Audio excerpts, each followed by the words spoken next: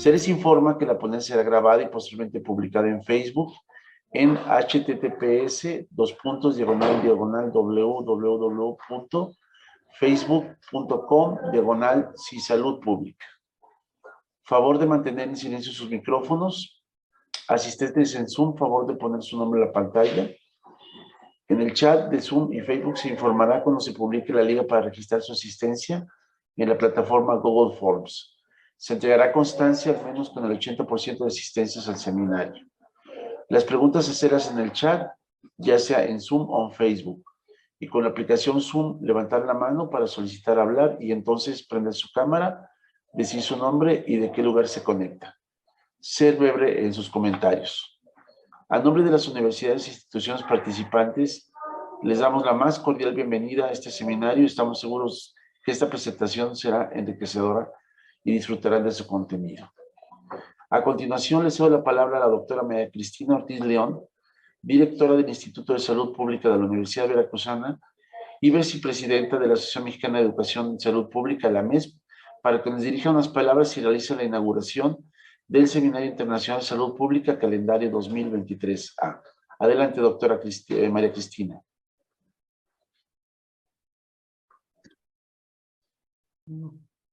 Muy buenos días, estimados colegas. Para el Instituto de Salud Pública de la Universidad Veracruzana es un placer y un honor inaugurar las actividades del 2023 del Seminario Internacional de Salud Pública. Sin lugar a dudas, el conocimiento es la manifestación abstracta de experiencias en donde se conocen y despejan las dudas e interrogantes que se presentan, siendo su único objetivo alimentar a las ciencias, fomentando la transferencia del mismo. Dentro de la salud pública, el conocimiento reside en el contexto subjetivo de la acción de sus actores y se basa en la información de la que disponen en un momento dado. Este conocimiento debe estar en poder de las personas y la creación de conocimientos ocurre en el proceso de interacción social. La salud pública exige cada vez más una respuesta anticipada de los actores involucrados y un ciclo de creación de conocimiento, acción a acción, mucho más rápido a partir de los nuevos conocimientos creados. Esto significa que son necesarias soluciones basadas en actividades de procesamiento de información, además de generar las capacidades de los individuos de actuar y resolver problemas con la información disponible y con la creación de flujos de información y comunicación altamente flexibles y cambiantes. Creado hace varios años en el Departamento de Salud Pública del Centro Universitario de Ciencias de la Salud de la Universidad de Guadalajara, México, fortalecido a raíz de la pandemia por COVID-19, el Seminario Internacional de Salud Pública se ha convertido en un espacio importante de diálogo que fomenta la transmisión de conocimientos en este campo. En la actualidad participan en este seminario alrededor de 10 universidades de México, Colombia y Brasil. En el 2022 se desarrollaron un total de 17 ponencias y un igual número de reuniones de planeación, lo que ha generado un número importante de personas visiten su sitio en Facebook. Para iniciar con las actividades de este año, se presentarán 2 ponencias, Epidemia y su impacto histórico-social, impartida por la doctora Patricia Sánchez Armas de la Universidad de Guadalajara, y Despenalización del aborto, resonancias sociales y de salud pública por la doctora Cristian Soledad Ortiz Chacha de la Universidad Veracruzana. En la primera de ellas se hablará sobre el papel que han tenido las epidemias en la historia de la humanidad desde la antigüedad, así como la importancia de prevenirlas, mientras que en la segunda se reflexionará sobre las condiciones sociales y de salud pública en torno a la despenalización del aborto. Esperamos que este año no solo se logre el mismo éxito del 2022, sino que se supere y que se sigan fortaleciendo los vínculos entre las diferentes universidades que conforman este seminario y de esta forma intercambiar experiencias y conocimientos para consolidar líneas y proyectos de investigación en este campo, así como establecer nuevas opciones de trabajo. Bienvenidos y bienvenidas. Reciban mis mejores deseos para las actividades y diálogos de este año. Los dejo en las mejores manos con la doctora Patricia Sánchez Armas. Muchas gracias. Muchas gracias, doctora Ortiz León. Continuando con las actividades del día de hoy, les cedo la palabra a la doctora Gabriela Guadalupe Carrillo Núñez, profesora investigadora del Departamento de Microbiología y Patología de este centro universitario de la universidad, para que nos presente la ponente y el tema de este seminario que se titula Epidemias en México y su impacto histórico-social. Adelante, Gaby. Muchas gracias, muy buenos días a todos, qué bueno que estamos nuevamente aquí. Pues tengo el gusto de presentarles a la licenciada Patricia Sánchez Armas Silva, quien es licenciada en Historia. Ella es egresada de la Facultad de Filosofía y Letras de la Universidad Nacional Autónoma de México y también es egresada de la Escuela Nacional de Música, también de la misma universidad. Ha cursado diferentes seminarios y cursos relacionados con su labor docente que ha tenido, diseño de materiales didácticos. Ha trabajado o trabaja también en la Suprema Corte de Justicia de la Nación. Tiene algunos reconocimientos que le han sido otorgados, 15 años de servicio docente en la UNAM, Secretaría de Servicios Académicos, 20 años de servicio docente también en la UNAM, evaluación docente, que ha participado en el 4º Foro de Mujeres con Discapacidad y tiene 20 años de servicio, ha sido reconocida por 20 y 25 años de servicio en la Suprema Corte de Justicia de la Nación. Ella ha sido directora de enlace interinstitucional, también en la Suprema Corte de Justicia de la Nación, subdirectora del área de divulgación y vinculación jurídica, subdirectora de área, adscrita a la Dirección General de Estudios Históricos, directora responsable del Boletín Mensual de la Biblioteca de Servicio y jefe de departamento en la Dirección General de Estudios Históricos, también ahí en la Suprema Corte de Justicia de la Nación.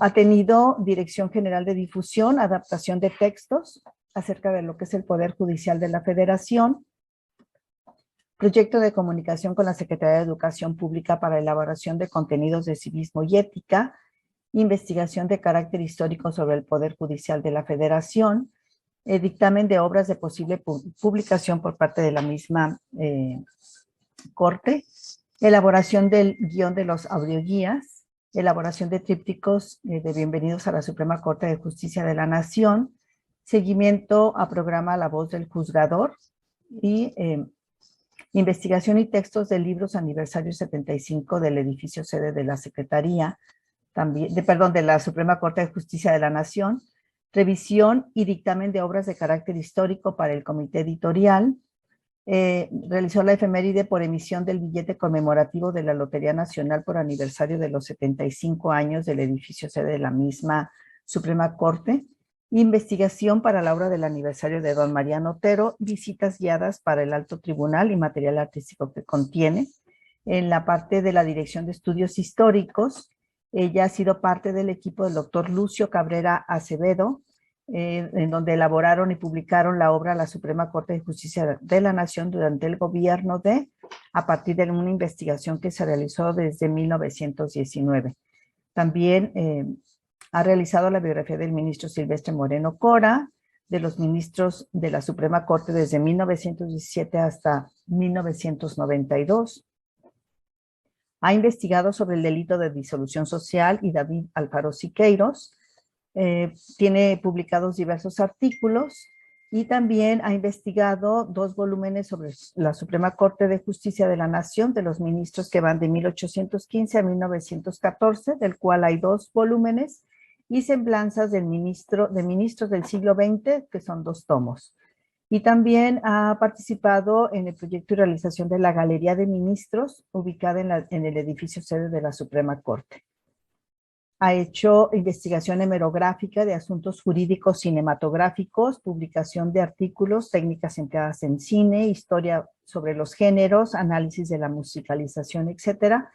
Y ha trabajado también como correctora de estilo en la editorial Salvat y editorial Tomo. Es maestra de Historia de la Cultura, o fue maestra de Historia de la Cultura en el Centro Cultural del Valle y en algunas otras instituciones como el Instituto Miguel Ángel, el Colegio Martinac, y es maestra de Lectura Dinámica y Comprensión.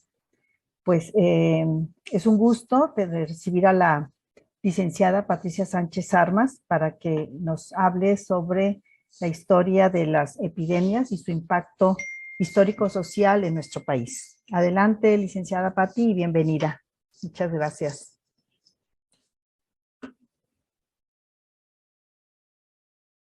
Pues para mí estar presente en la inauguración de su seminario del año 2023. En primer lugar, quiero agradecer al doctor Ezequiel Magallón Gastelum, que es el director del instituto, al doctor Noé Alfaro, coordinador del seminario, y a la doctora Gabriela Guadalupe Carrillo Núñez. Nuestro tema va a ser las epidemias en México y su impacto histórico-social. Bueno, ante todo esto, quiero comentarles que para mí ha sido un gusto investigar sobre este tema, en primer lugar porque es un tema que todos tenemos ahorita en la piel, en la mente, en el corazón. Las pandemias que nos han atacado en esta etapa nos han sensibilizado ante esta situación y va a ser más fácil entender, tratar de entender lo que se vivió durante las epidemias desde la etapa prehispánica.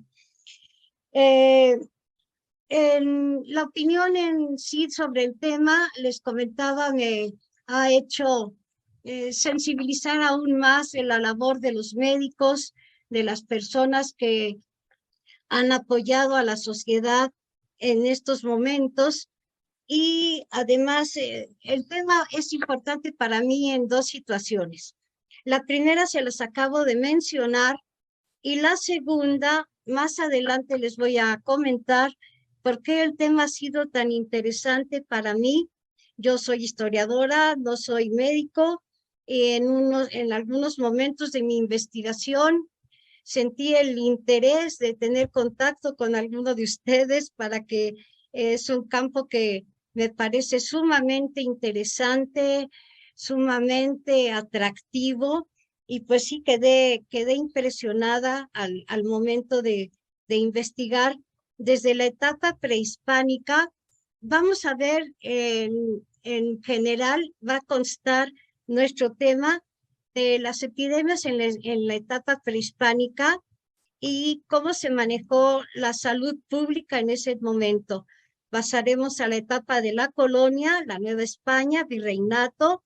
Después veremos el siglo XVIII, XIX, y ya a partir del siglo XX vamos a entrar en datos duros, que ya hay muchísima información al respecto de la salud pública. Bueno, a raíz de que empecé yo a investigar todo esto, llegó un momento en que me pregunté, ¿qué es un virus? Vi que el virus es un microorganismo muy simple y que infecta a células y puede causar las enfermedades. Solo se puede multiplicar dentro de una célula infectada, o sea que el virus no tiene vida propia. Infecta una célula huésped para fabricar copias de sí mismo. Vamos a ver que la epidemia más devastadora que ha tenido la humanidad es la de la peste negra, que se dio en Europa en el siglo XIV. A raíz de empezar a investigar lo que era el virus, me llevó a ver qué es una bacteria. La bacteria es un organismo microscópico unicelular, carente de núcleo, que se multiplica por división celular sencilla o por esporas. Les tengo un dato que anoche precisamente en la televisión pude investigar, bueno, pude anotar. Anoche se proyectó, se dio la noticia a las 10 de la noche en el noticiero de Foro, que la Universidad Johns Hopkins mencionó que 666.974.928 casos de COVID se dieron en el mundo, en la etapa que estamos atravesando todos nosotros, somos un testimonio directo de toda esta situación de la que estamos mencionando. En ese sentido, pues, podemos sentirnos dentro de la historia, pues no diría afortunados, pero ha sido interesante ver cómo nos hemos comportado a nivel mundial ante este mal del COVID. De estos 666 millones, 6.723.408 fueron decesos y se detectó una variante Omicron XBB1 1.5 llamada Kraken, detectándose 3 casos en la Ciudad de México. Como vemos, sigue el virus, sigue mutándose y nos está dando cada vez más situaciones que hay que investigar. Los médicos dedicados a esto pues tienen mucho trabajo. Esta información la dio la OMS de parte de la doctora Van Kerkhove, asesora técnica de la OMS. Bueno, en cuanto a esta situación tan reciente que vimos anoche, vamos a pasar a ver lo que es una epidemia. La epidemia es un daño o desgracia que afecta a gran parte de una población y que causa un perjuicio grave. Es cuando aumenta en forma inusual una enfermedad que ataca a un número superior de lo esperado. Cuando una enfermedad infecta a un número de individuos superior, es cuando brota la epidemia en sí. Comienza cuando una enfermedad se propaga activamente debido a que el brote se descontrola. Pienso que en este sentido, pues en este sentido, la salud pública tiene mucha importancia para evitar este descontrol. Se mantiene en el tiempo aumentando el número de casos en un área geográfica concreta. Esto lo vamos a ver en las primeras etapas de las epidemias, sobre todo en el prehispánico. Son áreas concretas. Tiene que ver con el número de casos y la forma en que se transmite. Puede ser cuando son por vía respiratoria, son mucho más agresivos y en esta etapa del siglo XX-XXI ya se considera a la obesidad y a la diabetes como una epidemia debido al número tan importante de diabéticos y de obesos que están poblando las ciudades. En este sentido entra mi área, que es la historia médica. La historia médica estudia la salud y la enfermedad a través de las épocas. Por eso les estaba comentando que vamos a ver la salud y la enfermedad desde el prehispánico en Mesoamérica. La actividad, las relaciones humanas que promueven a la salud. La enfermedad y las prácticas médicas son parte de la cultura y de la civilización.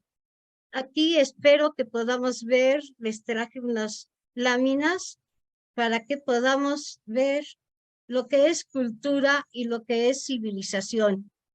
Me informan, por favor, si se ven. Tenemos aquí, ¿se ve en pantalla? Sí, sí, licenciada, nada más si abre la pantalla completa. Perfecto. Ahí. ¿Ahí lo ven? Sí. Bueno, tenemos nuestra entrada al tema y vamos a pasar a lo que es cultura. La cultura, aquí pueden ustedes darse cuenta y pueden identificar rápidamente que por cada una de las imágenes pueden identificar que estamos hablando de la cultura mexicana. La cultura es un conjunto de conocimientos especializados. Es un conocimiento de cualquier tipo que puede poseer un individuo. Es lo que caracteriza a un pueblo. Todos estos, este collage de lo que es cultura, que habla de la cultura mexicana, aquí tienen su música, su arquitectura, su prehispánico, la época mexicana, la época de toda la comida, nuestras tradiciones como las ofrendas. Todo esto es cultura. Como ustedes pueden identificar rápidamente, la República Mexicana es un mosaico cultural. En cada lugar, de este ejemplo que les estoy poniendo aquí de lo que es cultura, lo podríamos hacer de Guadalajara, de Monterrey, de Campeche, del norte, del sur, del este y del oeste. La riqueza cultural de México es sumamente importante, sumamente interesante, y no hay lugar de la República que no tenga una gama que pudiéramos vertir en un collage. Bueno, pues orgullosamente mexicanos, ¿verdad? Por toda la riqueza que tenemos. Vamos a pasar ahora a ver la diferencia de cultura con civilización. Aquí ya pueden ver claramente que una civilización es una sociedad completa con rasgos definitorios. No hay quien no vea la Estatua de la Libertad, que no piense en Estados Unidos, o la Torre Eiffel, que no piense en Francia, o la Torre de Pisa, que no piense uno en Italia, las pirámides, que puede ser Egipto, puede ser la zona arqueológica de México. Entonces, todo este grupo nos habla de lo que es una civilización. Cada una de estas imágenes culturales de civilización tienen su propia cultura, como lo acabamos de ver en México. Espero que con esto les quede claro la diferencia entre lo que es cultura y lo que es civilización. Bueno, vamos a pasar ahora dentro del tema de lo que es la historia médica. Ahora vamos a ver a qué campo maneja el historiador médico. El historiador médico se dedica a consultar el pasado y tiene como objetivo conocer las condiciones de salud de una sociedad, dada en un tiempo específico. El historiador médico se puede dedicar al 100% en la salud de la época prehispánica o en la salud, investigar la salud de la época colonial. Cada uno de los historiadores médicos va a definir el área, el lugar donde quiere investigar cómo se manejaba la salud y la enfermedad al mismo tiempo. En esto influyen las condiciones de vida. Bueno, entonces vamos a pasar ahora hay una regla, hay una fórmula que dice en cuanto al historiador que a mayor conocimiento de las causas o mecanismos de una enfermedad, hay mayor eficiencia para interferir con su curso y mayor preparación para prevenirlas. En este sentido, tienen ustedes, y lo acabamos de ver, lo acabamos de vivir en estos 3 años, que a mayor conocimiento de las causas, a nosotros nos sorprendió, al sector médico sorprendió el virus del COVID. No se conocía esta enfermedad, esta epidemia en un principio, que pasó a ser pandemia más adelante, y todo el planeta estaba atento a ver si había vacuna. Surgieron muchas dudas de que si me vacuno, no me vacuno. La OMS y a nivel mundial, pues los países tuvieron un descontrol, diferentes manejos en cada lugar, algunos equivocados, otros más acertados, sobre las causas que estaban provocando el COVID, y pues la eficiencia en un principio no podía intervenir con su curso y la pandemia se hizo cada vez más acentuada. Ahora cada vez más se sigue investigando, se están viendo nuevos datos y se va a tener ya más control sobre el COVID-19. Los factores no médicos que influyen en una epidemia van a ser las ideas filosóficas que se tengan en cada región. Esto parecería que no, pero es sumamente importante, sumamente interesante. Las ideas filosóficas aunadas a las religiosas. ¿Qué concepto se tiene del cuerpo según la religión? Estamos viendo ahora también la diferencia que hay en el concepto de cuerpo en el Oriente y en el Occidente. Se tiene una idea completamente diferente de un cuerpo. La idea que también se tiene sobre la salud y la enfermedad. En este tema vamos a ver la cosmovisión que tenía el grupo prehispánico en relación a la salud y la enfermedad. Se estudia también la actividad de médicos o curanderos. Nuestra región, nuestro país, todavía en algunas zonas como Oaxaca, Veracruz, tiene muchos curanderos que manejan perfectamente hierbas, plantas y para tratar al paciente. Otro aspecto no médico que es importante es ver dónde se trataba al paciente. Podía ser en la casa o en un templo o más adelante en un hospital. Esto viene a darnos una idea de el avance. Poco a poco ustedes vayan viendo el avance que se va teniendo en este sentido.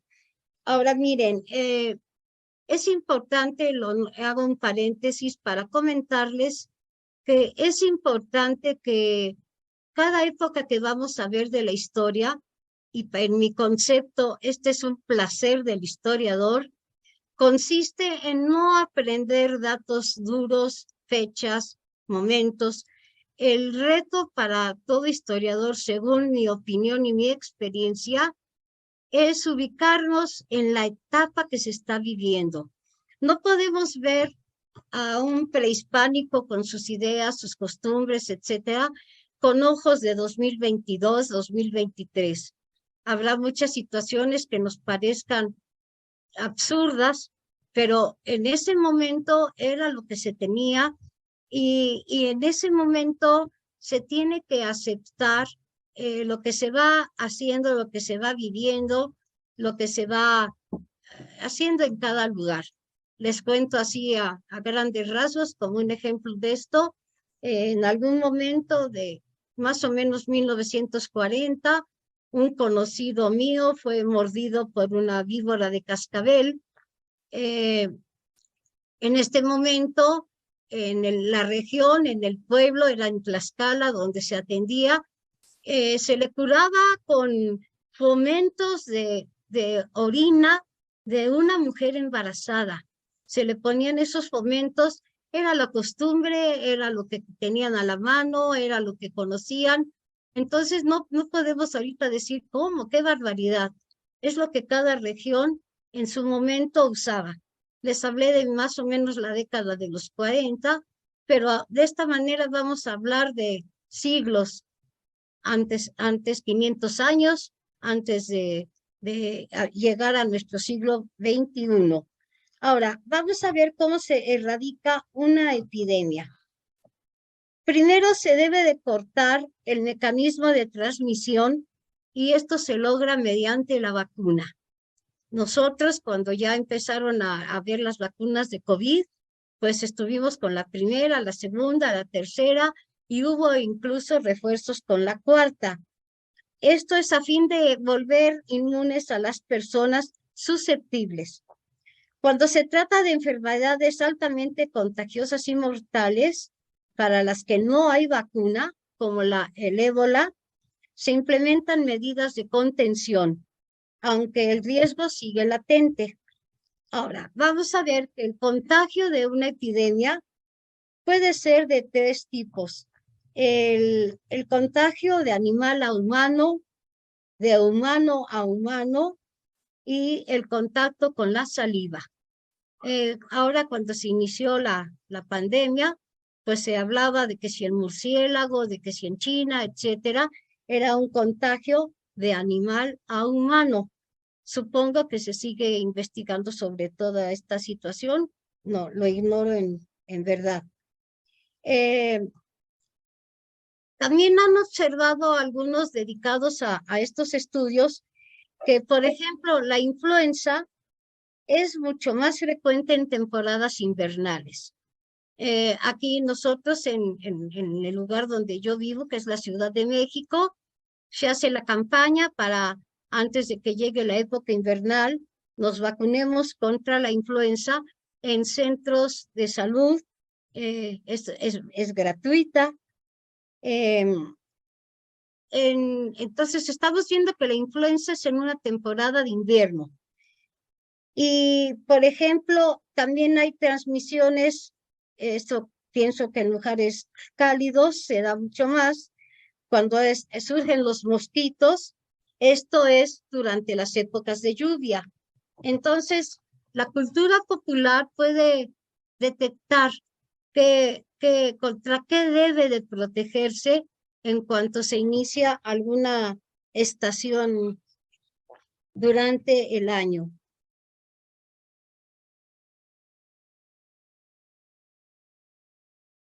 Bueno, vamos a ver que cuando un conocimiento se transmite de humano a humano o por vía aérea, existe un mayor riesgo.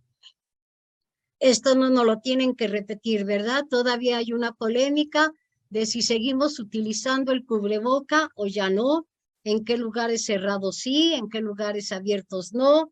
Aquí hay mucha gente que todavía se resiste a ya no usarlo, a pesar de que se dice que ya no lo podemos quitar, pero es porque el padecimiento es por vía aérea, el COVID es por vía aérea.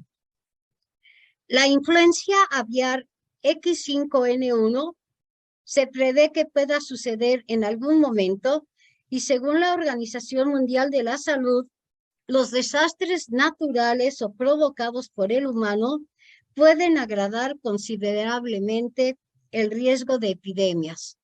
Estamos viendo ahorita tristemente una guerra en Ucrania. Si ustedes han visto noticias, imágenes, pues pueden imaginarse qué condiciones de salud, además les ha tocado el invierno, qué condiciones de salud y qué puede desencadenar todo eso. Y me atrevo a pensar que en eso pues no hay épocas. Ahorita tenemos una tecnología de avance del siglo XXI que no se tenía en la época de la colonia, pero sin embargo un desastre provocado por el hombre como es una guerra, pues puede ser germen, puede ser punto de partida de generar una epidemia.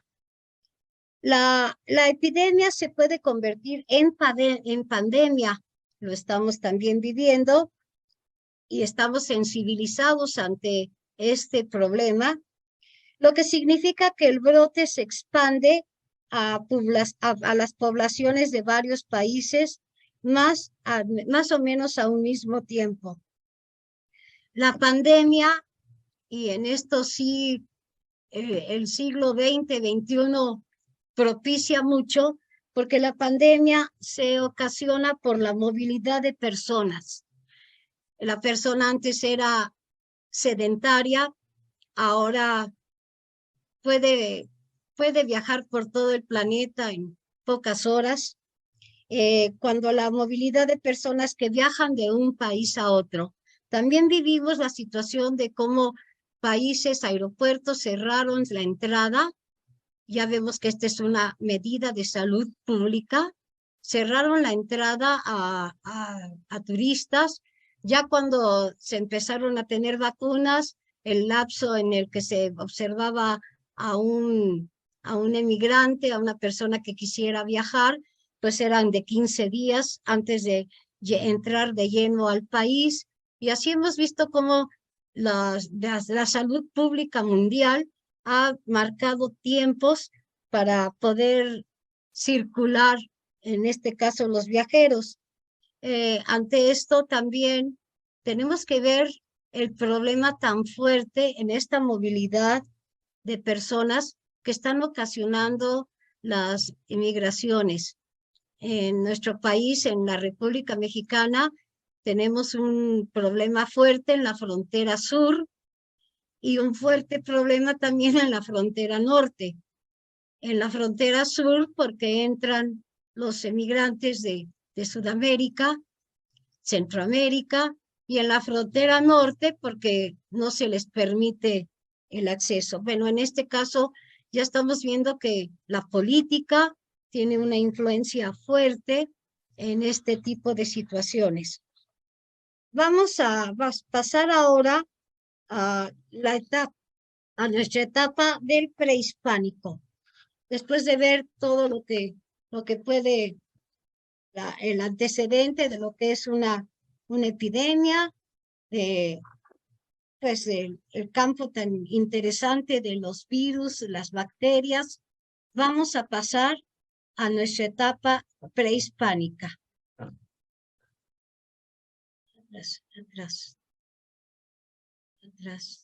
Atrás, ahí. Las epidemias durante el prehispánico. Aquí tenemos el material más importante que podemos tener para este momento, aún sin haber todavía una escritura, son los códices. México, la República Mexicana, tiene, perdón, no, regresa. Aquí seguimos. México tiene una riqueza grande en este tipo de comunicación. Los códices, su interpretación es sumamente interesante, los dedicados a leer mediante estos pictogramas, ideogramas, es muy interesante, es todo un campo dentro de la antropología, de la historia. La epidemia durante el prehispánico, aquí tenemos a dos, pues se puede pensar que el del lado derecho es un médico que está atendiendo a un enfermo, le está acercando algo de beber, el enfermo se ve atado totalmente, envuelto en una manta, en una cobija, y una persona al lado izquierdo se ve ayudando a este médico que está curando. Podemos ver, aprovechando que tenemos esta lámina, podemos ver la fortaleza del cuerpo del indio de la América, del prehispánico. Se ven hombres fuertes, hombres robustos. A diferencia, si ustedes pueden observar también la palidez en el rostro del hombre enfermo, ¿sí? Se cuida todo detalle en cuanto a describirnos lo que es un enfermo en la época durante el prehispánico. Predomina una idea, se nos enseñó en la escuela, hay una idea de que cuando hubo contacto de Europa con América, el hombre americano, en este caso el hombre mexica, que es a donde se llegó, el hombre maya, donde fue el primer contacto, eran completamente sanos. Pero vamos a ver que no es así. Ya vamos a tener epidemias. Vamos a ver, miren, tenemos esta gráfica que habla del México prehispánico. Los años que nos cuentan son de 1450 a 1496. En 1400, y vamos a acordarnos de que el contacto de España con América, primero llega a Cuba, luego llega a la zona maya, pero aquí lo tenemos, es en 1519 cuando llegan, y aquí tenemos desde 1450. Aquí, en primer lugar, tenemos escrito que en 1450 hay un catarro pestilencial, así le llamaban, perdone, y que esto se debe a las bajas temperaturas. Son las gripes, las tosferinas, etcétera. En el segundo ayo 7 que se marca aquí, tenemos la gran pestilencia. Aquí, pestilencia en este concepto ya van a ser enfermedades. La gran pestilencia, considerada una de las causas del abandono de Tula.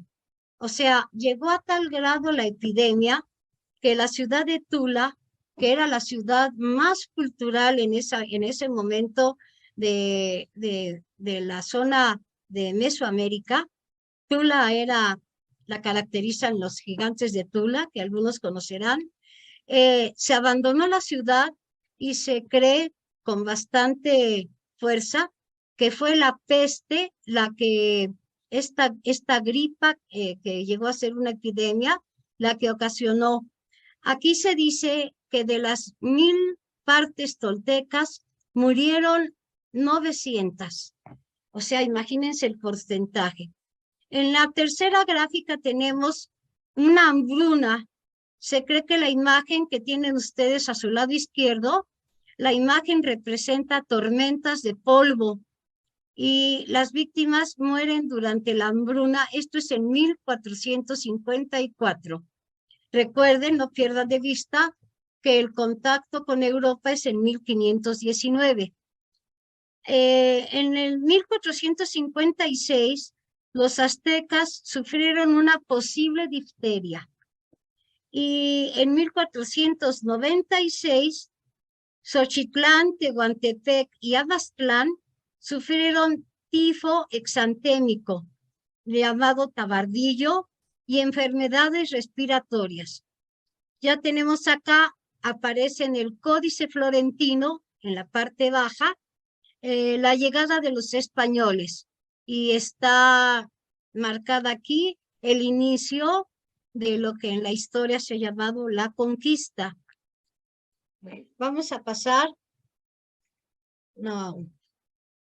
Vamos a pasar entonces ahora a 1453, que estamos hablando que la hambruna fue la epidemia más fuerte.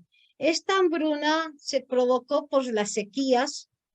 Llegó a tal grado, existen datos de que en el altiplano, o sea, la zona centro de la República Mexicana, en el altiplano vendían su libertad a cambio de comida.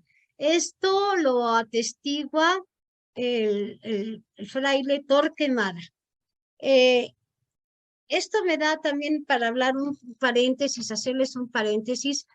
En esta etapa, desde Cristóbal Colón y después el contacto con Europa, con los sacerdotes sobre todo, se genera un nuevo término dentro de la historia.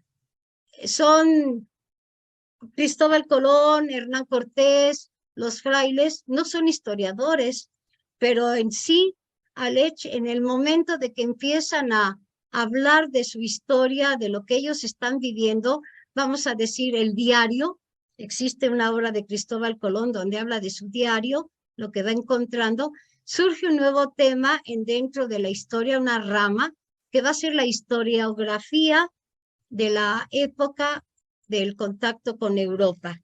Gente como los frailes no eran historiadores, pero se vuelven historiadores, se vuelven cronistas, ¿sí? Y nos van a dar una información muy amplia de lo que, no pierdan de vista, ellos están observando. En algunos hay contradicciones porque lo veían de diferente manera, pero lo que ellos escriben en la actualidad, pues es una fuente muy grande para nosotros. Las cartas de relación que va escribiendo Hernán Cortés, se las escribe al rey, son un documento valiosísimo dentro de la historia de nosotros, de Mesoamérica.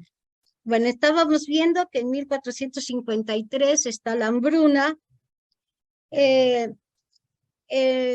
A este grado se llevó de la hambruna a que Moctezuma empezaran a abrir lo que se daba de impuesto, ¿sí? Se empezaron era el trigo, tuvieron que abrir sus compuertas donde guardaban el trigo para dar de alimento a la población, al grado que llegó la hambruna ocasionada por las sequías. Otro cronista es Alba Istlizochitl, que nos narra sobre todo cómo las nevadas provocaron lo que él llama un catarro pestilencial. Recuerden que todo esto se va haciendo epidemia, no se está mencionando nada más por mencionarlo, sino que va a brotar el virus, se descontrola, como vimos en un principio, y va a ocasionar una epidemia. En esta murió mucha gente, sobre todo se menciona a los adultos. En esta época ya una persona adulta tenía 30 años. Vamos a ver más adelante cómo ha avanzado, según datos de INEGI, cómo ha avanzado el nivel de vida actualmente de la población. En la época prehispánica, 30, 33 años era el promedio. Y podemos ver que todo esto es a causa de la insalubridad, sequías, hambre, inundaciones, etcétera, que no se podían manejar y surgía el virus. Bueno, este catarro pestilencial se piensa que puede ser un tipo de influenza que periódicamente se presentaba como epidemia de alta mortandad. Nosotros aquí vamos a ver también que en 2009 la influenza aquí en México también hizo que nos resguardáramos. Hubo muchas medidas que vamos a ver más adelante. Al momento que surgía una catástrofe, inmediatamente faltaba el alimento. Eso también me atrevo a decir que estuvimos viendo en esta etapa de pandemia. De repente los alimentos, productos no llegaban porque el contacto quedó bloqueado, se cerraron fronteras y hubo muchas situaciones que pudimos dejar de ver. Entonces empieza la catástrofe, se da la falta de alimento y empiezan los padecimientos infectocontagiosos. El aparato inmunológico de una población afectada se deprime con la imposibilidad de obtener proteínas. Bien. Para los indígenas prehispánicos, todos los males físicos y sociales eran considerados producto de la voluntad de sus dioses. ¿Se acuerdan que vimos al inicio cómo las ideas filosóficas iban modificando el sentido que se tenía de una enfermedad? Eran considerada cada enfermedad como una maldición o un castigo.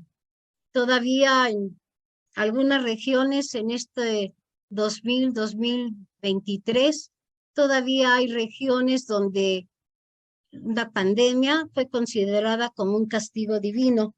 Imagínense la cosmovisión de 500 años atrás. Bueno, los aztecas, al hablar de su peregrinación, hacen mención de las epidemias. De hecho, por causa de ellas, buscaron nuevos sitios. O sea que salieron de Aztlán, en el norte de nuestra república, salen de Aztlán, emigran hasta encontrar un lugar adecuado para vivir. Ese lugar va a ser aquí en el centro histórico actual de México, en la Ciudad de México, en lo que conocen ustedes como el Zócalo. Ese va a ser el lugar. Aztlán está por la zona de Nayarit, salen de costas del Pacífico, emigran y llegan a esta zona donde encuentran lagos, ríos y que son propicios. En un principio los aztecas son cazadores, son carnívoros. Cuando llegan acá aquí en el centro de la ciudad, pues son agricultores. Va a cambiar la alimentación y vamos a ver que todo eso también ocasiona problemas de salud. Bien, ahora vamos a pasar a lo que podría ser el Nuevo Mundo, lo que podría ser el contacto entre España y el Imperio Azteca. Aquí tenemos una pintura donde se ven a los grupos de aztecas, mayas en un principio, y narra la comunicación de Hernán Cortés con la Malinche, después hispanizada y se va a llamar Marina, Doña Marina. Doña Marina era una mujer muy culta, era una mujer que hablaba 3 lenguas y por eso sirve de contacto entre el Imperio Azteca, Moctezuma, y Hernán Cortés. Ella es la traductora.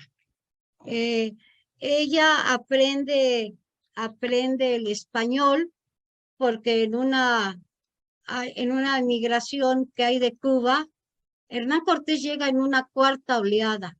En una 3ª llega Jerónimo de Aguilar, que queda náufrago en la zona maya, y él enseña a hablar el español y también va aprendiendo el maya. Ya empieza el contacto y lo que llamamos en historia la aculturación, el choque de un pueblo, de una cultura con otra cultura, ya nos va a dar esa aculturación. Bueno, el contacto con el Nuevo Mundo va a marcar una diferencia. Habíamos hablado que las enfermedades también se transmiten, las epidemias. Aquí ya las había, ya había cólera, ya había tifo, ya había sarampión. El códice que ilustra el cartel de invitación al seminario es un códice donde los enfermos están con muchas pintas en todo su cuerpo. Eso es un sarampión. Ellos lo llamaban sarampión. Y en general se llamaba cacalixtli, ¿sí? Así lo llamaban ellos. Bueno, hablábamos también del papel tan importante de los frailes, de los viajeros, de los conquistadores militares, como Hernán Cortés, como Narváez, con todo lo que ellos escriben. Uno muy importante es Bartolomé de las Casas, que recorrió la América española, ¿sí? A lo que llamamos Nueva España. Es toda una provincia desde Zacatecas hasta el centro de Sudamérica. Va a abarcar toda esta zona. Después van a viajar a Perú, donde también va a haber ese contacto. Y vamos a ver que Fray Bartolomé de las Casas recorre toda esta situación. Él era un encomendero, era un teólogo, era filósofo y era un fraile dominico, sacerdote y obispo. Él habla de la rápida desaparición de los indígenas a causa del nuevo sistema de vida. Algunos son, precisamente por su condición física, algunos son empleados para trabajos sumamente pesados y todo esto va a ir minando la salud. Aunado a las sequías, al hambre, etcétera, se va dando esta situación. Motolinía es otro fraile. Él escribe que el rey desde Tlaxcala, en 1555, informa a los indígenas, este rey, informa a los indígenas que han disminuido las epidemias, pero menciona 10 plagas. Motolinía nos habla de 10 plagas, que son la viruela, el sarampión, el hambre, la guerra, la opresión y los tributos. la esclavitud y los trabajos en mina. Todas estas actividades, todas estas situaciones geográficas de clima y demás van a ocasionar que disminuya la población de los indígenas. Ante esto, pues se va a recurrir a la población africana. O sea, va a ser causa-efecto. Al momento que la población indígena disminuye, la población africana empieza a ser trasladada a la Nueva España, a América en general, en Perú, en todos los lugares donde había colonias españolas, se va a empezar a establecer esta esclavitud. Los conquistadores transportaron a los negros, encontraron esta nueva forma de abastecimiento que era accesible, era económica y en apariencia, solo en apariencia, era inagotable. O sea, podían traer al habitante africano, el cual fue un nuevo factor en el escenario de las enfermedades. Este personaje africano también fue portador de nuevos y terribles padecimientos que aniquilaban y debilitaban al blanco y al indio por igual. Quiero recomendarles en este momento, quienes interese el tema, no dejen de ver, ya es muy antigua, en la película La Misión, con Robert De Niro, habla del contacto en Amazonas, en una zona del sur de América, del contacto y el manejo que se hace la iglesia, el clero, los frailes, para evangelizar. Es muy interesante la película, escenas preciosas, la música es exquisita. Aparte de esta película, en cuanto al comercio de esclavos, es La Misión. En cambio, la siguiente película que les recomiendo, muy dramática, muy fuerte, es Amistad. Amistad es una embarcación que trae a los habitantes de África, sale desde las condiciones en las que viajan, está muy apegada a la historia, es una película muy dramática que marca escenas en la embarcación de cómo eran transportados estos habitantes de África, peor que animales, en verdad, y así era la realidad. Entonces, no dejen de ver estas dos cintas cinematográficas que han sido ganadoras de premios, incluso muy bien hechas, muy apegadas a la realidad. La esclavitud, todo habitante de color llegó en calidad de esclavo. La esclavitud se introdujo en las Antillas en 1501 y se estableció por decreto real. Este decreto real autorizó al traslado a la España de los esclavos negros nacidos en cautiverio entre los cristianos. Motolinía, otro fraile, describe que Dios castigó, ¿se acuerdan que habíamos hablado al principio de ideas filosóficas y religiosas? Motolinía escribe que Dios castigó a la Nueva España con 10 plagas.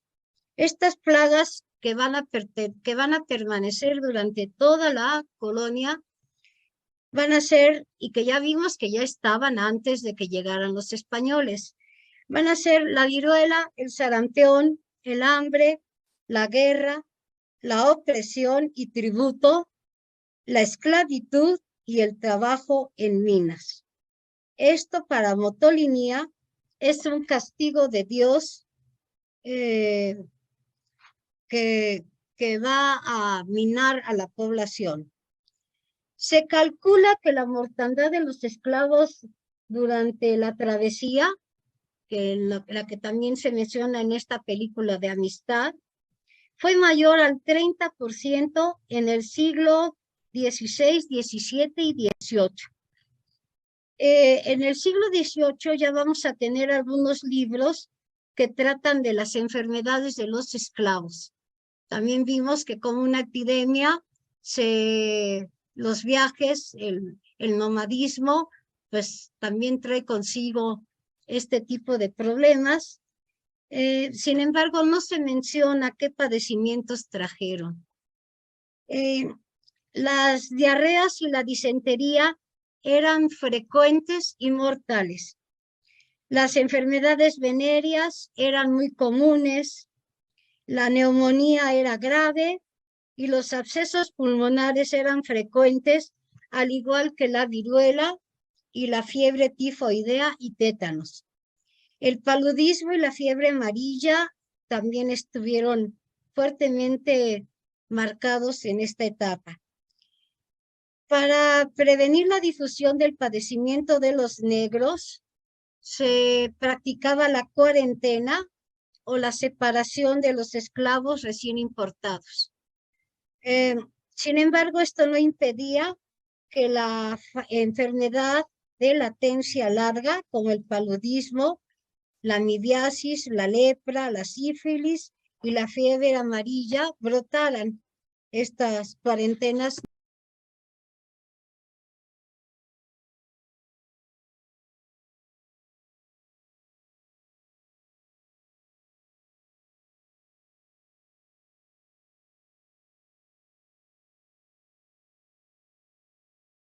yo más en la decadencia de las razas aborígenes, y en breve tiempo acabó con la mayor parte de los individuos.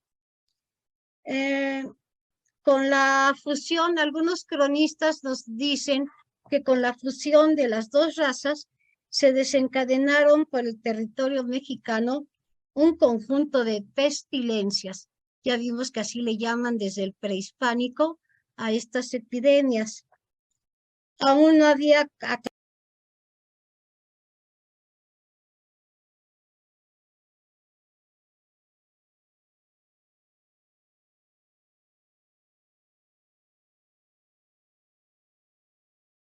dura su imperio 70 y tantos días, nada más. A la muerte de Moctezuma, sube al poder Cuitláhuac, pero él es contagiado de viruela. En 2 meses y pico muere Cuitláhuac para subir a su mandato Cuauhtémoc. Entonces los tres últimos que vamos a tener emperadores va a ser del prehispánico, claro, va a ser Moctezuma, luego Cuitláhuac atacado por la viruela y después Cuauhtémoc. Bueno,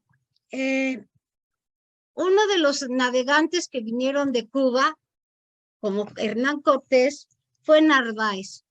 Narváez se sabe con datos muy fuertes de que en su embarcación venía un africano atacado de viruela.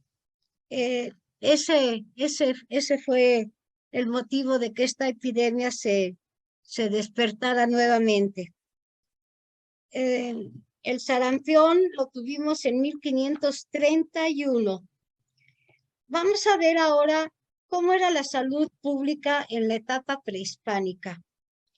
Va a ser importante la cosmovisión que tiene el habitante prehispánico. Dice que la salud es el equilibrio e integración del individuo con el cosmos. Luego entonces la enfermedad es el desequilibrio y la desintegración. Platicando con una persona china, me parece, no me parece en sí, la acupuntura tiene su base en este principio. Es la salud, es el equilibrio con el cosmos.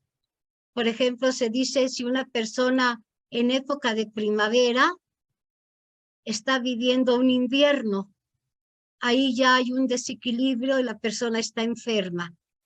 Bueno, la etapa y esto es actual, dentro de la filosofía de la acupuntura.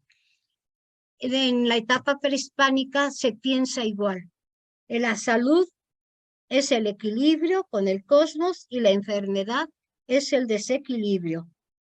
Los médicos prehispánicos conocían entre 100 y 200 plantas medicinales. En el Códice de la Cruz se mencionan 272 variedades de plantas. En el libro de la Historia General de las Cosas de la Nueva España se mencionan 120 plantas, el Códice Florentino 142 y el Códice Matritense 63 plantas.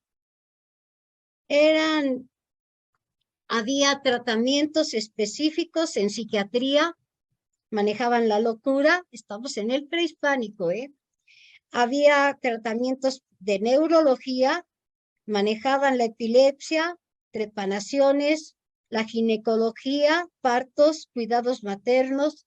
En ortopedia trataban las fracturas, las luxaciones y los esguinces. Las fracturas las manejaban con plastos de férulas de carrizo y conocimientos de moldes de barro. Con los moldes de barro fabricaban las férulas, también usaban cojines de algodón.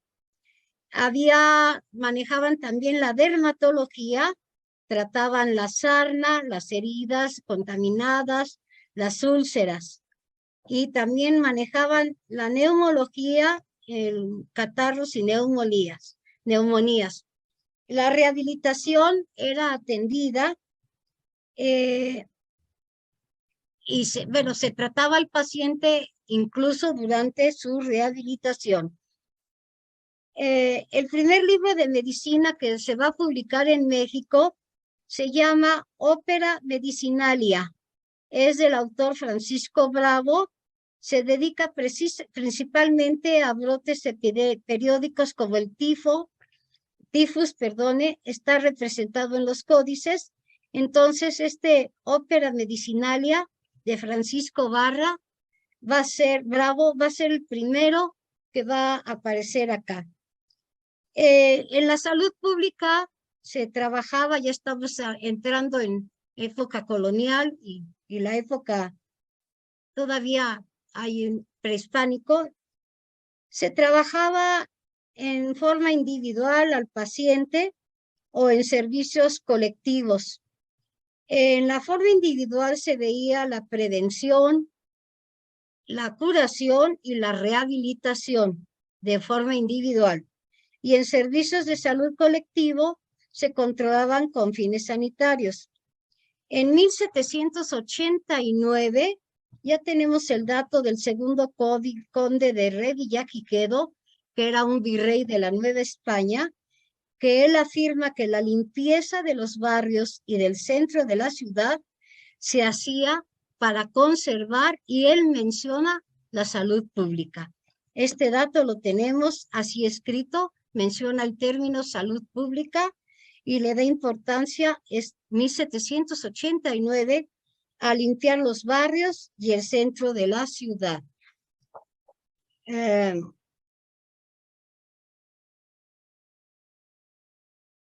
Bueno, vamos a ver ahora sobre la viruela. Se piensa que fue transmitida por un hombre de África. Se tiene el nombre Francisco de Eguía. En 1531 vamos a tener el sarampión, que se propagó rápidamente. Murieron muchos, pero no tantos como con la viruela. La viruela se llamaba Zahuat Tepitón, que quiere decir lepra chica, para distinguirla de la viruela. En 1545 vamos a tener 3 epidemias, llamada Cocolixtli, que era un pujamiento con sangre y fiebre alta. Era un padecimiento febril hemorrágico con síndrome cólico sangriento y causó la mortalidad. Bueno, ahora vámonos ya al siglo XVIII. Tenemos aquí una lámina del siglo XVIII.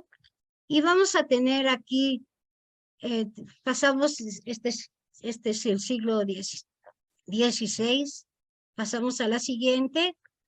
Tenemos aquí, la falta de agua ocasionó en muchos momentos el problema de graves epidemias. Este maravilloso acueducto fue construido, está muy cerca de aquí de la Ciudad de México, es bellísimo, abarca incluso barrancas.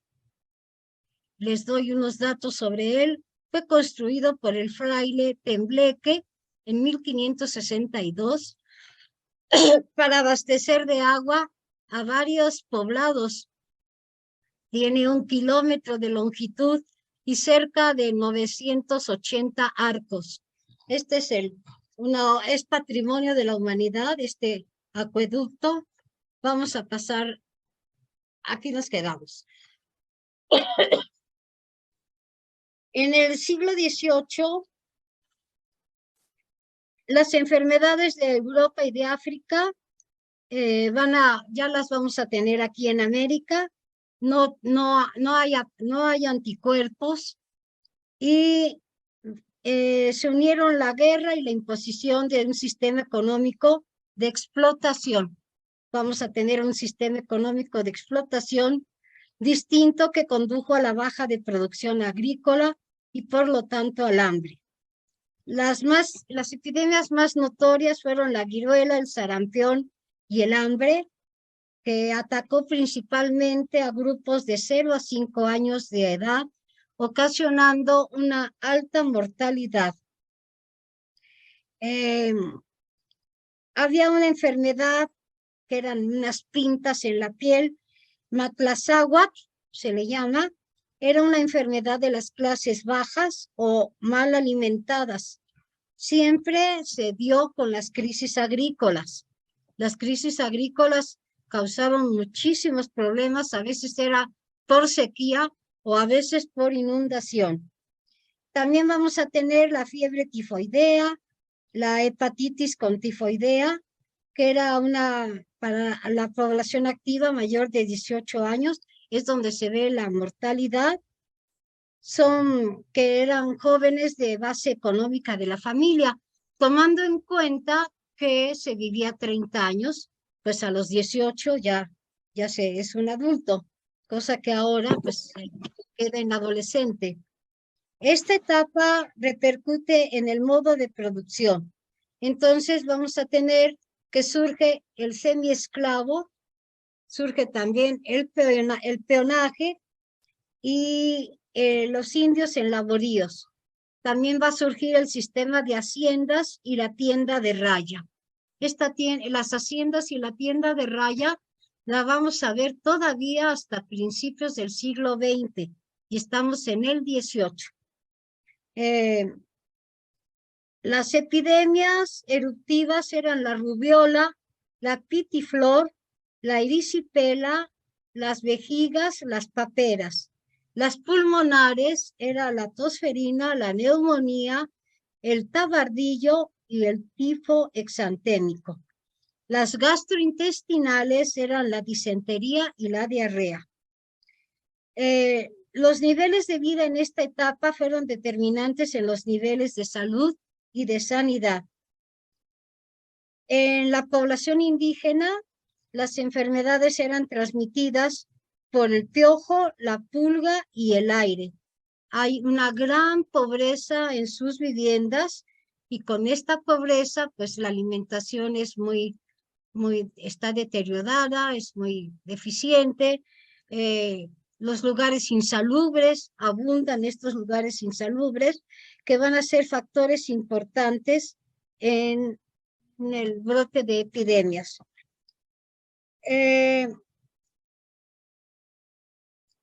Los factores en donde no importantes con las epidemias está el número de años en que no se presentó la enfermedad, el estado nutricional de la población, como les estaba comentando, el mes del año en el que se desarrollaba la enfermedad.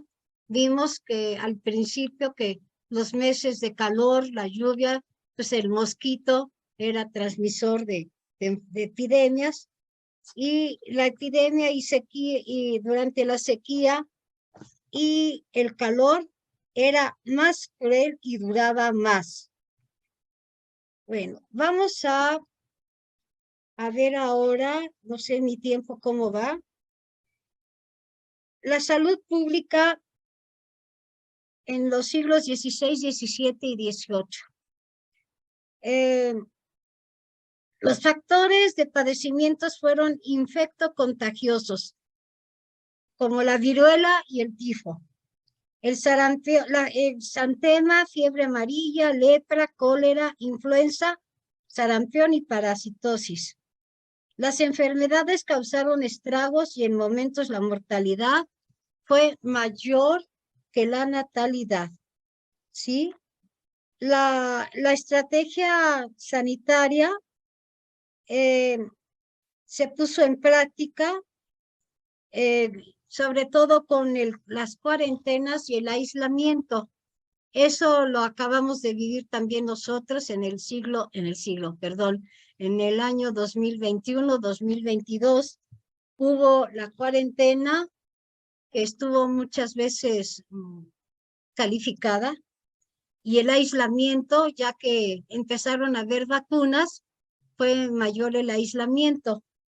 Ya podía uno salir, pero sin embargo no con toda la libertad. Se decía todo el tiempo estar en casa con buena ventilación, etc. En la Nueva España existieron importantes instalaciones sanitarias. Se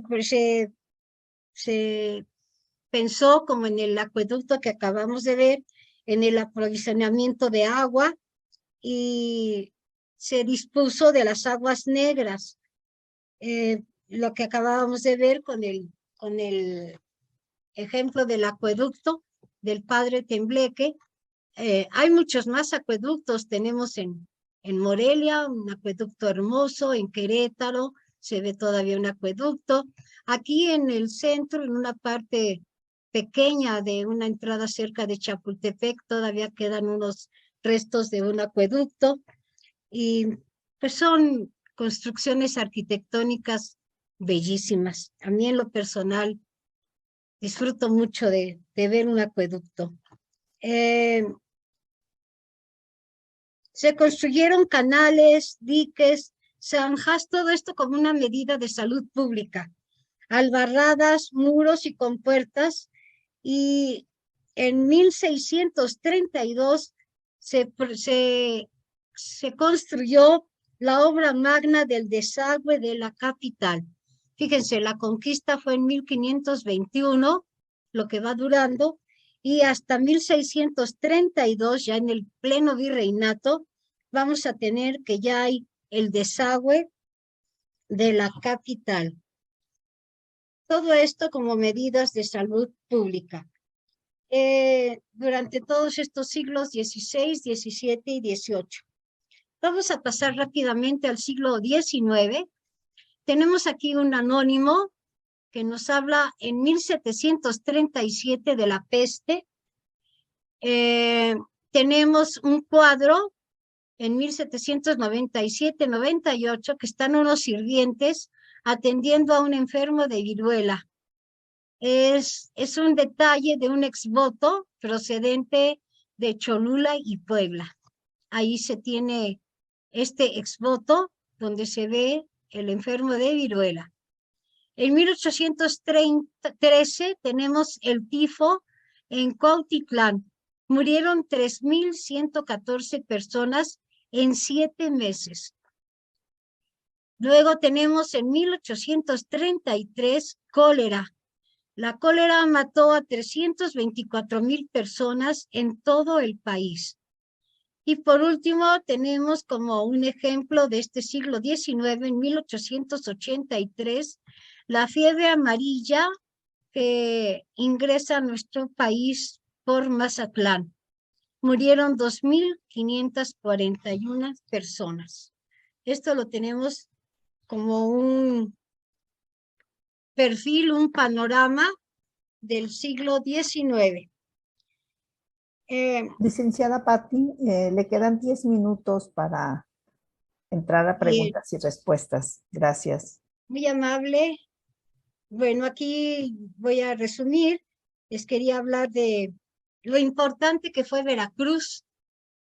Veracruz desde un inicio, les recomiendo que lean el libro El espejo enterrado de Carlos Fuentes.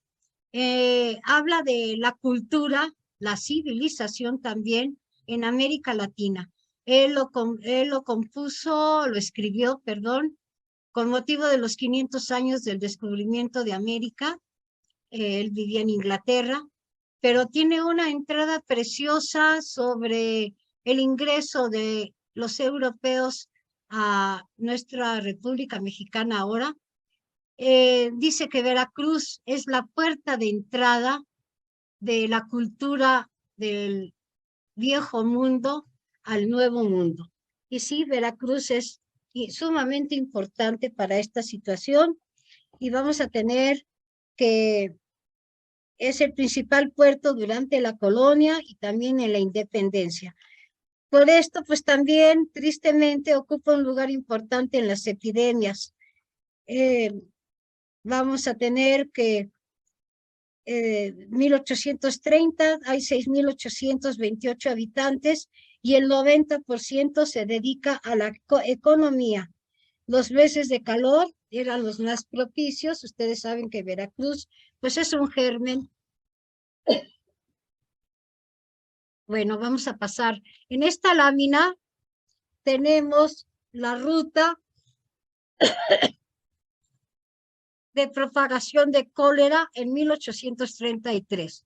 Pueden ustedes ver cómo entra Veracruz, todo lo que va a abarcar de La Habana, llega a Mérida, ¿sí? Monclova, Monterrey, Zacatecas, Tampico, Guadalajara, México. Esta zona toda va a estar atacada de cólera. Vamos a pasar a lo siguiente. Me voy a pasar ahora a la salud pública. Bueno, vamos a tener antes la cronología de la epidemia de cólera en México. Aquí tenemos en 1833-34. ¿Sí? Aquí pueden ver ustedes cualquier dato que vayan a necesitar o quieran tener. Voy a dejar mi correo electrónico para después, a quien le interese todo este material, podérselos compartir. Vamos a pasar al siglo XX, ya como ustedes ven, pues la producción de mercancías. Siglo XX y XXI, en 1902 y 1903 tenemos la peste negra, la bubónica, que se manifiesta en Mazatlán. La 1918, la influenza española, que dejó 500,000 muertos en México. 1940 tenemos el paludismo, 24,000 muertes por año. En el 48 y 55, la poliomielitis, con más de 1,100 casos, y se erradicó por medio de la vacuna. Aquí ya tenemos el dato de la primera vacuna que se va a estar aplicando para combatir la polio. En 2009, la influenza. Tenemos aquí una lámina de salud pública. Vean ustedes cómo la figura de arriba se ve una campaña contra la viruela. Abajo un carro municipal de salubridad donde se anuncia la vacuna. Sí, son fotos preciosas a mi parecer de cómo se manejaba.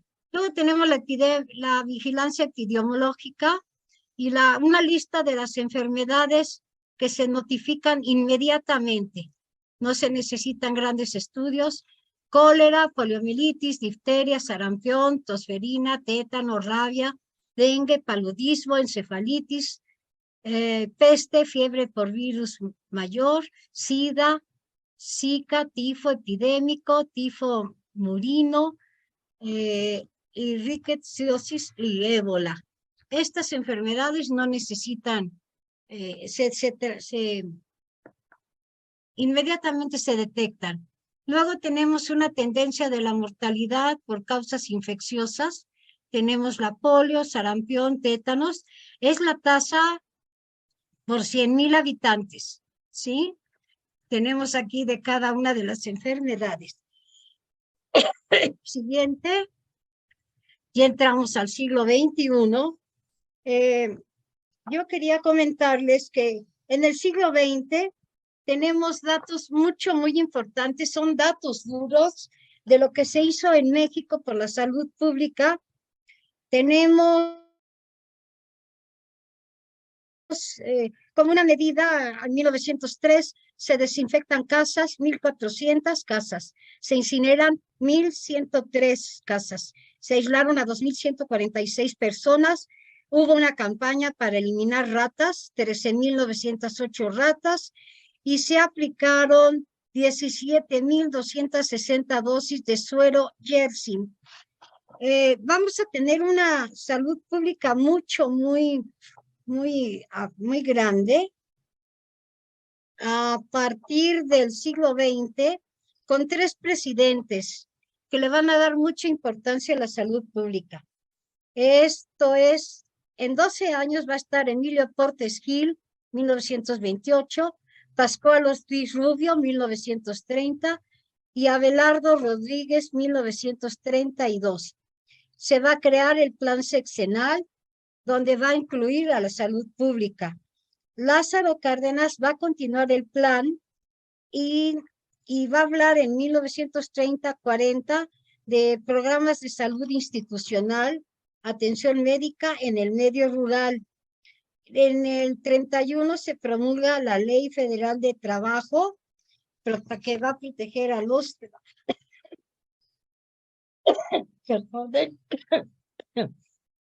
trabajadores. Esta Ley Federal de Trabajo es de carácter humanitario y habla de invalidez, vejez y defunción. Va a haber ya accidentes de trabajo, reglamentos, se crea el Servicio de Sanidad de los Estados, servicios sanitarios. En el 33 ya hay obras de agua potable, saneamiento del medio. En el 35, un nuevo código sanitario y una campaña permanente contra tuberculosis. En 36, el doctor Gustavo Vaz establece el servicio médico social como obligatorio en el último año de los estudios de medicina. Es en 1936. Actualmente las epidemias del siglo XIX y XX son controladas gracias a la vacuna. Sin embargo, la epidemia persiste y ocurren nuevos virus como el de influenza en 2009 y el SARS-CoV-2, además de enfermedades crónicas y degenerativas que aumentan con la edad, pues la esperanza de vida ha variado y hoy se llega a los 75 años en promedio. Según INEGI, la esperanza de vida ha aumentado considerablemente. En 1930 se vivían 40 años, en 1970, 61 años, y en 2000 y 2020 persiste la de 75 años en promedio. ¿Sí? Actualmente ya tenemos centros muy importantes. En la antigüedad se diagnosticaba sin instrumentos, ahora ya tenemos imagenología, manejo de la física para la práctica médica, tomografías, resonancias magnéticas y otras enfermedades basadas en la física médica. ¿Sí? En 2009 vivimos también todos la epidemia de la influenza de origen porcino. ¿Se acuerdan que habíamos hablado de animal a humano? Y se dio en Oaxaca, San Luis Potosí, Estado de México. Bueno, aquí voy a dejar y nada más quiero recordarles que les hablé por qué había sido importante para mí este tema, importante, interesante, lo disfruté muchísimo. Muchas gracias, doctora Carrillo. Pero les dije dos causas. La primera y la segunda, que les dije que luego les iba a comentar. Yo soy una persona, perdonen que hable en primera persona, soy una persona que viví una epidemia cuando todavía no había vacuna. A los 9 meses de edad, cuando empezaba yo a aprender a caminar, tuve la poliomielitis. Me he desarrollado al 100%. Como una medida de salud pública, les voy a comentar que a los 9 meses de edad, ya aquí en México, estaba el sanatorio infantil en la colonia, en la avenida Cuauhtémoc. Todavía existe ese lugar, lo recuerdo. Fui asistida durante muchos años. A los 9 meses que me dio la polio, me apartaron, me internaron 15 días en un hospital donde mi mamá solamente podía verme por una ventanita. Me raparon, quemaron mi cuna para evitar que se siguiera la epidemia. Soy la mayor de 5 hermanos. Como una medida que ahora ya veo que es de salud pública, empezó a haber escuelas para niños que habían padecido la polio. Sin embargo, mis padres no me inscribieron en una de esas escuelas. Mi desarrollo fue y ha sido totalmente normal. He vivido y siempre me confieso como una persona muy afortunada. He vivido un proceso de hospitales, rehabilitaciones. Nunca se descuidó mi rehabilitación.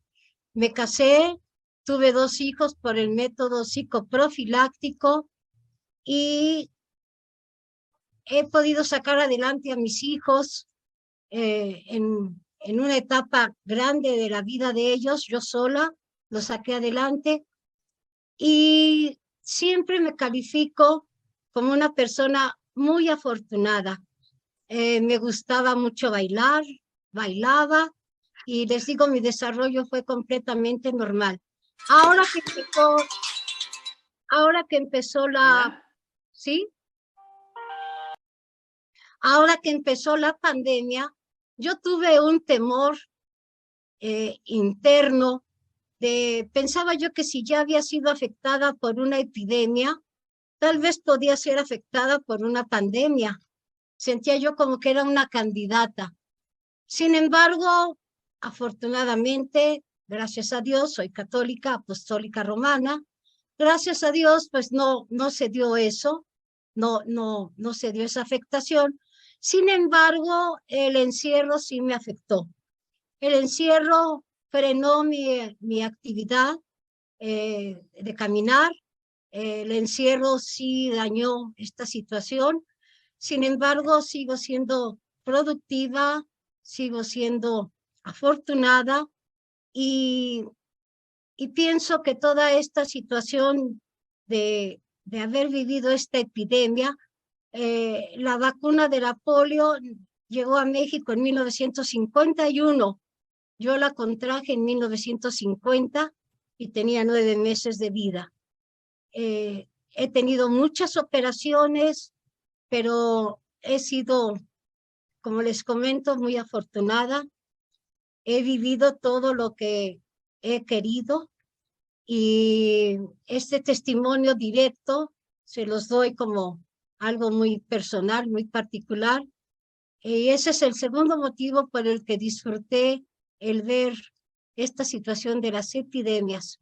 Tengo varios escritos, tengo un testimonio que ganó una mención honorífica en la República. Ese testimonio me lo dio la escritora Elena Poniatowska en la Cámara de Diputados.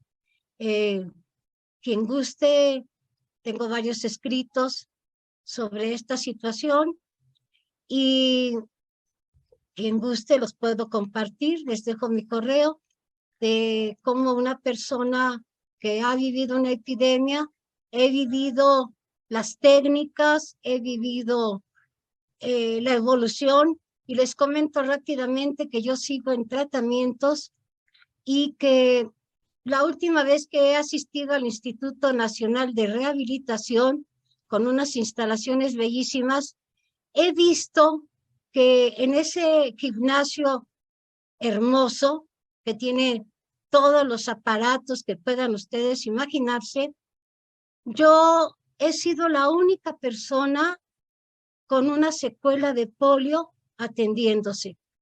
Le preguntaba yo al terapeuta, al médico, que ¿dónde estaban los demás de polio? Y me comentó que tristemente la generación como la mía, donde fueron tantos, están guardados en su casa, ¿sí? No salen. Yo cuando entré al gimnasio, que vi casos de discapacidad muy dramáticos, pues yo sentía que no tenía nada más que uno de mi pierna derecha un poco más delgada, pero decía, y todos me veían como diciendo, ¿qué le pasó a ella, no? Es tremendo que a estas alturas la generación donde fue la epidemia más fuerte de la polio no se esté atendiendo. Supongo que también es motivo, causa de la poca difusión que hay en este rubro, en este campo, para atender. Ya empieza a haber rampas en mi ciudad, ya empieza a haber acceso a algunos lugares, sin embargo, no es un inicio, no hay rampas en su totalidad, no son cómodas, hay lugares públicos como los bancos, a donde hay escaleras, la mayoría, y que se complica la situación. Mi carácter ha sido afortunado, pienso yo, la herencia que tengo, y pues siempre tengo apoyo de personas a mi alrededor cuando las he necesitado, y pues es lo que les quería dar este testimonio directo.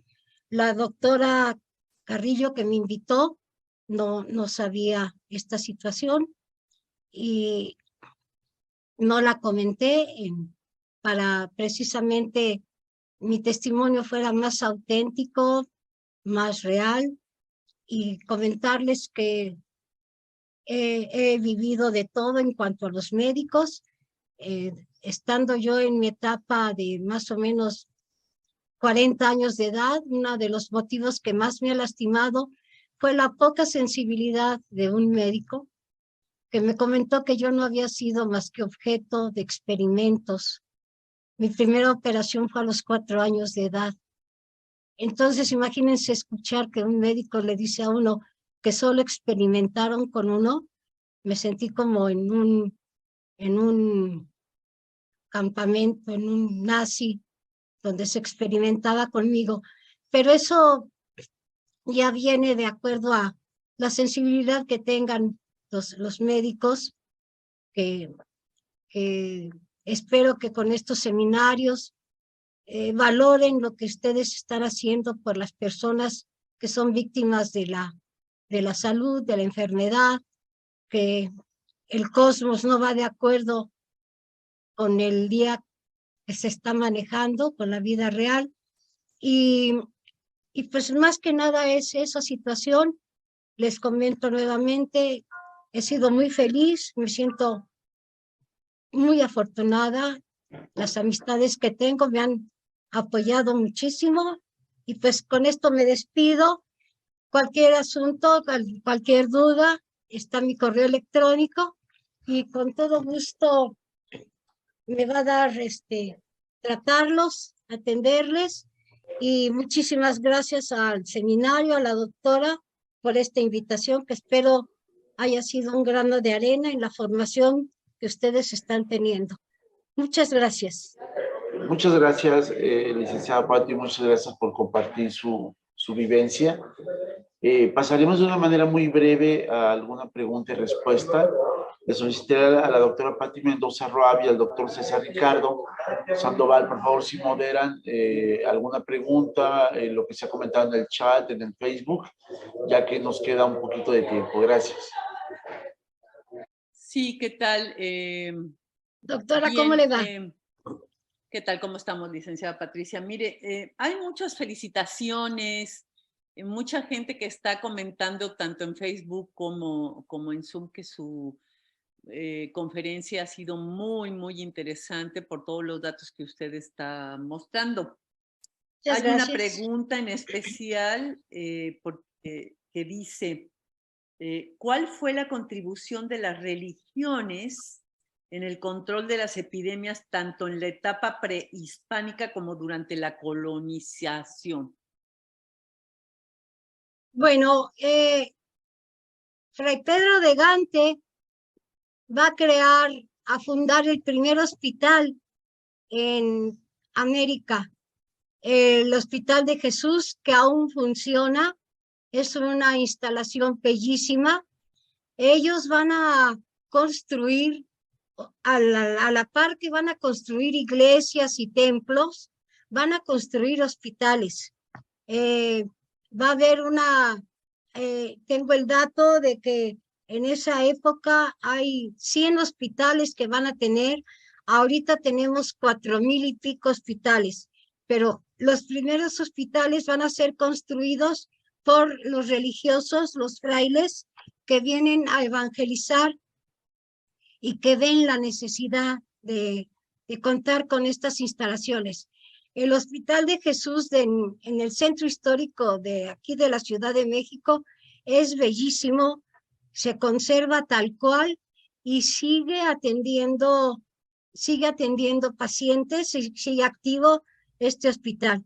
Y es construido por los frailes. Estas construcciones también van a propiciar todas las que les he dicho, viviendas, casas, habitación, iglesias, van a contribuir a las enfermedades también.